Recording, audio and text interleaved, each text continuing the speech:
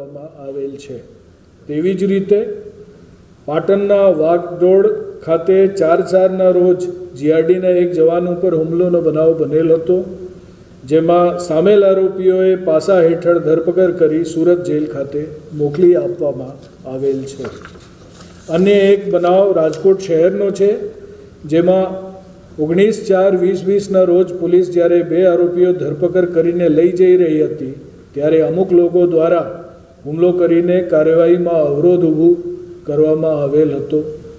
આ બનાવમાં સામેલ 2 આરોપીઓ વિરુદ્ધ પાસા હેઠળ કાર્યવાહી કરતા ગઈકાલે તેમની ધરપકડ કરી જેલ હવાલે કરવામાં આવેલ છે। ચોથો બનાવ ભરૂચ જિલ્લાનો છે, જેમાં કાવી પોલીસ સ્ટેશનમાં 28/3ના રોજ પોલીસ ઉપર હુમલાના એક બનાવ બનેલ હતો। એમાં સામેલ 5 આરોપીઓ આજે પાસા હેઠળ ધરપકડ કરવામાં આવી છે। લોકડાઉન બાદ બનેલ આ પ્રકારના બનાવોમાં આજ દિન સુધી કુલ 13 ગુનાઓમાં 35 આરોપીઓ વિરુદ્ધ પાસા હેઠળ કાર્યવાહી કરવામાં આવેલ છે। ડિટેન કરવામાં આવેલ વાહનો પૈકી ગઈકાલે રાજ્યમાં કુલ 5,336 વાહનો મુક્ત કરવામાં આવેલ છે અને હાલ સુધીમાં કુલ 1,09,272 વાહનો મુક્ત કરવામાં આવેલ છે।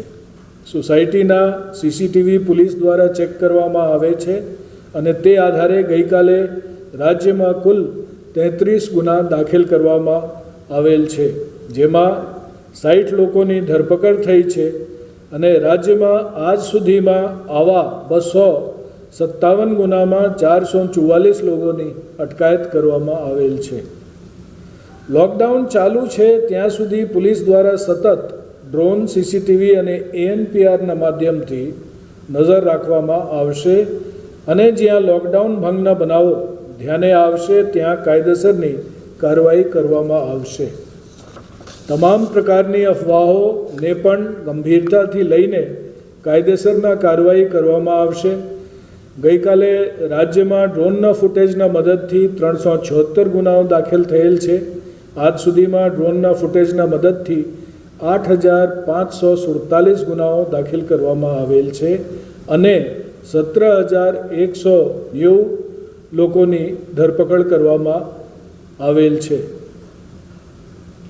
સીસીટીવીના ફૂટેજના આધારે ગઈકાલે 79 ગુનાઓ દાખલ કરીને 100 લોકોની અટકાયત કરવામાં આવેલ છે। આજ સુધીમાં આવા 1,629 ગુનાઓ સમગ્ર રાજ્યમાં નોંધાયા છે અને આજ સુધીમાં 2,569 લોકોની ધરપકડ કરવામાં આવેલ છે। સોશિયલ મીડિયા મોનિટરિંગના આધારે ખોટી માહિતી અથવા અફવા અંગેના 20 ગુનાઓ દાખલ કરવામાં આવ્યા છે। આજ સુધીમાં આવા 457 ગુનાઓમાં કુલ 8,076 આરોપીઓની ધરપકડ પણ કરવામાં આવી છે।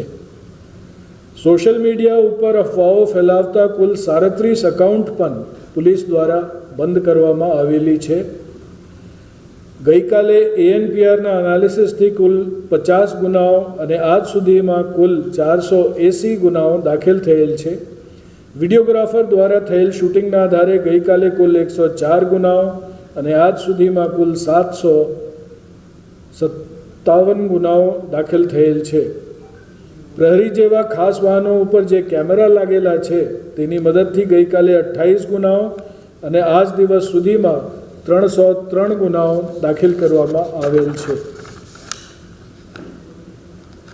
ગઈકાલથી આજ દિન સુધીના ગુનાઓની વિગત: જાહેરનામા ભંગના ગુનાની સંખ્યા 2,263, ક્વોરન્ટાઇન કરેલ વ્યક્તિઓ દ્વારા કાયદાભંગ ગુનાઓની સંખ્યા 991, અન્ય ગુનાઓ 413।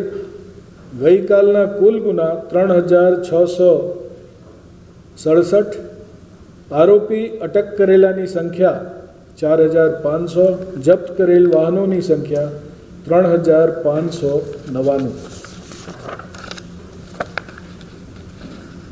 ક્વેશ્ચન્સ?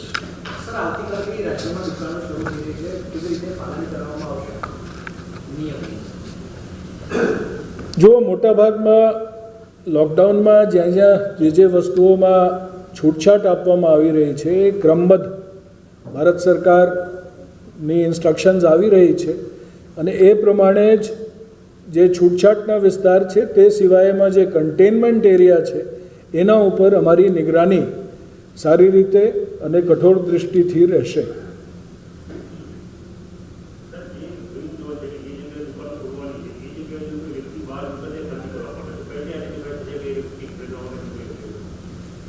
જો એમાં જે કન્ટેનમેન્ટ એરિયા હું કહું છું એ કન્ટેનમેન્ટ એરિયા ઉપર જ મેન ધ્યાન આપનું રહે, કારણ કે જે સંક્રમણના સ્થળ છે એ કન્ટેનમેન્ટ એરિયા છે, એટલે પોલીસની મેજર ફોકસ ત્યાં રહેશે.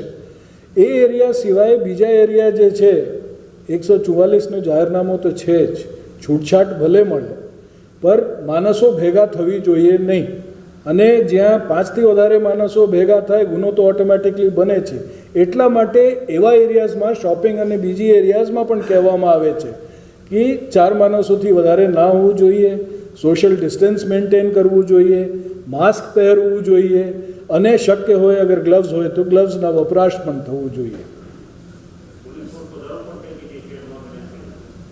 કમ અગેન? ના, એ ફોર્સમાં આરામથી મેનેજ થઈ જશે. અમારા પાસે રિઝર્વ્સ પણ છે, કોઈ જગ્યાએ અગર જરૂર લાગે તો રિઝર્વ્સથી આપીશું.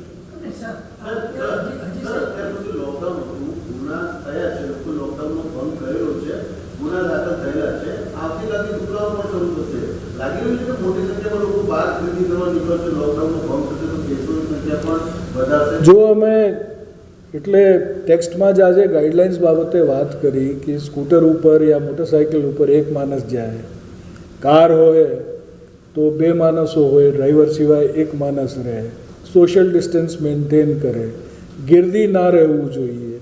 આ જે કોરોના માટે અમે જે કંઈ પ્રિકોશન્સ લઈ રહ્યા છીએ એ તમામ તો ચાલુ રહેશે. દુકાન ખુલ્લું રહે તો પણ દુકાનના અંદર ખરીદી કરતા સમયે આ વસ્તુઓ ધ્યાન તો રાખવું જ પડે. એટલે એના સાથે ધીમે ધીમે જે છૂટછાટ થઈ રહ્યો છે, આ લડાઈ જે છે બહુ લાંબા ગાળાની લડાઈ છે. આજે 1 મહિના 2 મહિનામાં પતી જાય એવું અત્યારે કોઈ આપણા પાસે એંધાન પણ નથી, અને તૈયારીઓ અમારી એવી હોવું જોઈએ કે આ વસ્તુ અમારે જે શું કહીએ પ્રેક્ટિસ છે, જે કામ કરીએ છીએ અથવા જે અમે હેબિટ્સ છે એ હેબિટ્સમાં આ વસ્તુના સમાવેશ થઈ જવું જોઈએ. જો વધુ હોય, અગર સોશિયલ ડિસ્ટન્સ મેન્ટેન થતું હોય તો આ હાઇપોથેટિકલ ક્વેશ્ચનના જવાબ છે ના.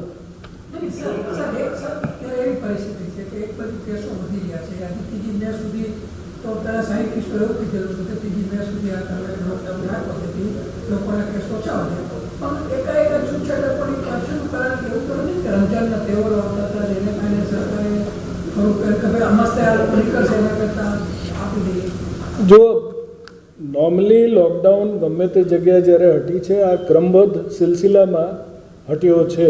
અત્યારે પણ ઘણી બધી કંટ્રોલ્સ તો ચાલુ જ છે. દાખલા તરીકે માસ ટ્રાન્સપોર્ટેશન નથી, એના ઉપર કોઈ છૂટછાટ હટી નથી. મલ્ટીપ્લેક્સીસ છે, એના ઉપર કોઈ છૂટછાટ હટી નથી.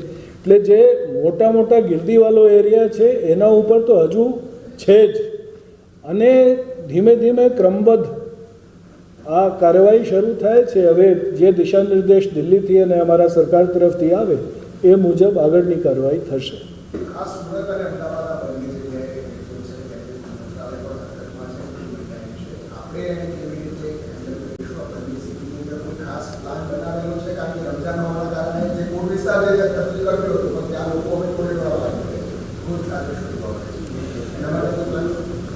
બંને શહેરોમાં જે કન્ટેનમેન્ટ એરિયાઝ છે, જે દાખલા તરીકે જૂના કર્ફ્યુના વિસ્તારો હતા, એની કન્ટેનમેન્ટ માટે હજી પણ લોકડાઉન કડક કરવા માટે સૂચનો છે.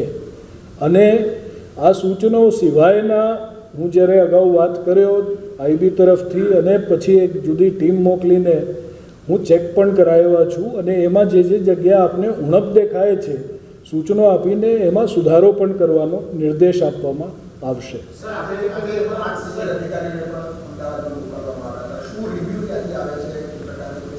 અધિકારીઓ સવારના ટાઈમમાં ફર્યા હતા. હવે એ બધા પાસાઓ જોયો છે, લોકડાઉન બાબતે પણ જોયેલા છે, વેલફેર બાબતે પણ જોયેલા છે, પોલીસ માણસોના સંક્રમણ ના થાય અને અત્યારે શું થઈ રહ્યો છો એ બાબતે પણ જોયેલા છે. એક વિગતવારનો રિપોર્ટ અત્યારે તૈયાર કરીને મને સાંજે આપશે. કદાચ આ બાબતે આવતીકાલે હું કંઈક ધ્યાન દોરીશું.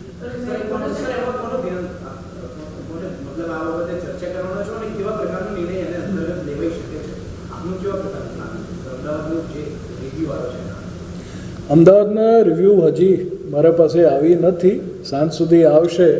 પણ મોટાભાગમાં જે લોકડાઉનમાં ઉણપ છે અને કઈ જગ્યાએ એને હજી સારી રીતે કડક કરી શકીએ. ગઈકાલે તમારા માધ્યમથી જ 2-3 જગ્યાના ફોટાઓ પણ જે પ્રિન્ટ મીડિયામાં હતું, પછી ઇલેક્ટ્રોનિક મીડિયામાં પણ આવી હતી, એના ઉપરથી આ ટીમ મોકલ્યો હતો જોવા માટે કે કઈ કઈ જગ્યાએ શું શું આપણે વધારે કરી શકીએ જેથી આ લોકડાઉનની અસરકારકતા રહે. અને એ દિશામાં આજ સાંજે રિપોર્ટ આવશે, એ મુજબ પછી કાર્યવાહી કરવા માટે યુનિટ્સના જાણ કરશું.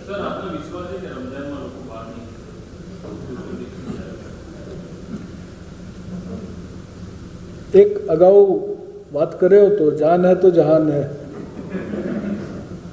અને જ્યારે એ વસ્તુ આવે ત્યારે બીજી બધી વસ્તુ સાઈડમાં થઈ જાય છે. અને ખરેખર જે પ્રકારના વાતાવરણ અત્યારે થયો છે અને જે પ્રકારના સંક્રમણ થયા છે, બધા માટે એક ચિંતાનો વિષય છે. અને એનાથી કઈ રીતે બહાર નીકળાય, બધાના પ્રયાસો એ દિશામાં છે.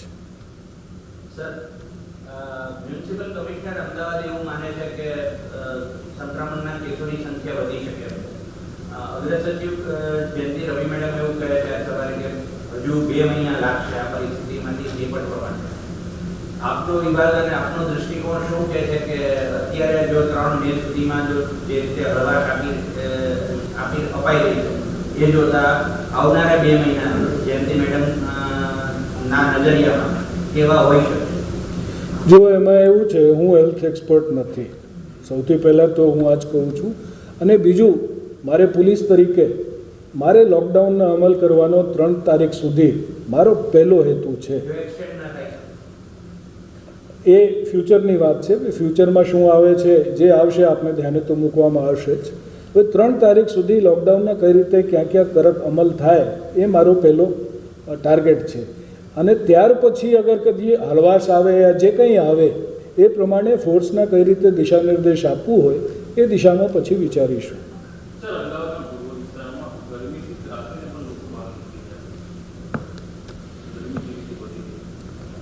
ગરમી અમદાવાદમાં પહેલી વખતે નથી આવી, પહેલાં પણ હતું. અને થોડુંક આવા સમયે કપરા સંજોગો છે, અમે માણીએ છીએ, પણ કાયદોમાં રહીને જ કંઈ રસ્તો કાઢે એ હિતાવળ છે.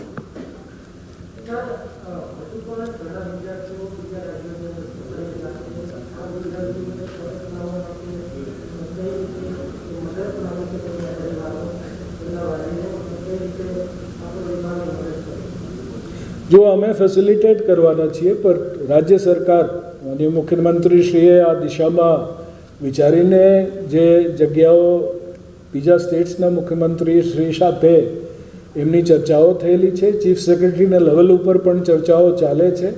બંને વિદ્યાર્થીઓ અને શ્રમિકો માટે અત્યારે ચર્ચા ચાલી રહી છે. 2 સ્ટેટ્સ વચ્ચે ચર્ચા થયા પછી કઈ જગ્યાના કઈ રીતે મૂવમેન્ટ થાય એ આગામી આયોજન કરવામાં આવશે.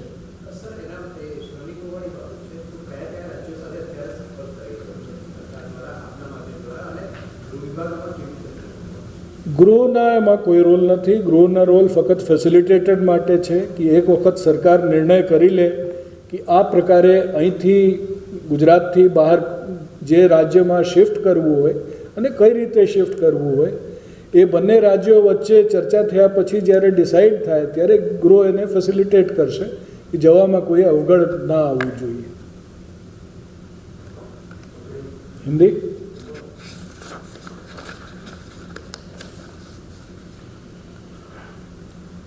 माननीय प्रधानमंत्री जी के मूल मंत्र घर पे रहो, सुरक्षित रहो, स्वस्थ रहो और जिम्मेदार बनिए और जिम्मेदार बनाइए से शुरू कर रहा हूँ। समग्र राज्य में लॉकडाउन का सख्ती से अमल करवाया जा रहा है। जो लोगों बिना वजह के बाहर घूमते हुए पाए जाएंगे उनकी वाहन जब्त की जाएगी। जहां टू व्हीलर वाहन पे एक से ज़्यादा और फोर व्हीलर वाहन पे दो, एक ड्राइवर और एक पैसेंजर से ज़्यादा लोग सफ़र करते हुए पाए जाएंगे, वहाँ भी कार्रवाई की जाएगी। लोगों से अपील है कि खरीदी के लिए भीड़ न लगाएं और सोशल डिस्टेंस का पालन करें। अगर लोगों को लॉकडाउन भंग का या फिर कहीं भीड़ होने का पता चलता है तो ये माहिती पुलिस कंट्रोल रूम को या फिर 100 नंबर पे फ़ोन करके दें, जिससे पुलिस जल्द कार्रवाई कर पाए। पुलिस सीसीटीवी और ड्रोन सर्वेलेंस के अलावा आईबी के माध्यम से भी नज़र रख रही है और लॉकडाउन भंग ध्यान पे आने पे कार्रवाई भी की जा रही है। 100 नंबर पर मिल रही लॉकडाउन भंग की शिकायतों के ऊपर भी कार्रवाई हो रही है। कल राज्य में 100 नंबर पर मिली शिकायतों के ऊपर 29 गुना दाखिल किए गए हैं। पुलिस के द्वारा मोटरसाइकिल पेट्रोलिंग और फुट पेट्रोलिंग बढ़ाया जा रहा है। पवित्र रमज़ान महीने को लेकर लोग कहीं इकट्ठे ना हों, उसके लिए ड्रोन और बाकी तरीकों से नज़र रखी जा रही है। पुलिस के ऊपर हुए हमले के 4 वारदातों में पासा के तहत और कार्रवाई की गई है। अहमदाबाद शहर के सरदारनगर पुलिस स्टेशन में 22/4 को पुलिस पर हमला किए जाने की एक एफआईआर दर्ज हुई थी। इस गुनाह में शामिल आरोपी को कल पासा के तहत अरेस्ट करके सूरत जेल भेजा गया है। ऐसे ही पाटन जिले के वागडोड़ में 4/4 को एक एफआईआर जीआरडी जवान पे हमला का बना था। इस गुनाह में भी शामिल आरोपी को कल पासा की तहत अरेस्ट करके जेल भेजा गया है। तीसरे केस में राजकोट शहर का 19/4/2020 को पुलिस पे हमला होने के गुने में पकड़े गए आरोपी को कल पासा के तहत सूरत जेल भेजा गया है। और चौथे किस्से में भरूच जिले का है, जिसके अंदर 28/3 को कावी पुलिस स्टेशन में दर्ज पुलिस हमले के गुनाह में शामिल 5 आरोपियों को आज पासा की तहत अरेस्ट किया गया है। आज तक की ऐसी 13 घटनाओं में कुल 35 लोगों को पासा की तहत अरेस्ट करके जेल भेजा गया है। डिटेन किए गए वाहनों में कल 5,336 वाहन छोड़े गए। अब तक राज्य में कुल 1,09,272 वाहन मुक्त किए गए हैं। सोसाइटी में लगे सीसीटीवी भी चेक किए जा रहे हैं। राज्य में कल ऐसे 33 गुना दाखिल हुए हैं और 60 लोगों को पकड़ा गया है। अभी तक ऐसे 257 गुने में 444 लोगों को अरेस्ट किया गया है। ड्रोन के फुटेज की मदद से कल कुल 376 गुना और सीसीटीवी की मदद से कुल 79 गुना दाखिल किए गए हैं। आज तक राज्य में ड्रोन की मदद से कुल 8,547 गुना और सीसीटीवी की मदद से कुल 1,629 गुना दाखिल किए गए हैं। अफवाह और गलत मैसेज के प्रसार करने के मामले में आज तक 457 गुना दाखिल किए गए हैं और 876 लोगों की अटकायत हुई है। एनपीआर की एनालिसिस से 480 गुना और वीडियोग्राफर द्वारा लिए गए फुटेज के आधार से 757 गुना दाखिल हुए हैं। प्रहरी जैसे वाहन पे भी 303 गुना दाखिल किए गए हैं। Thank you.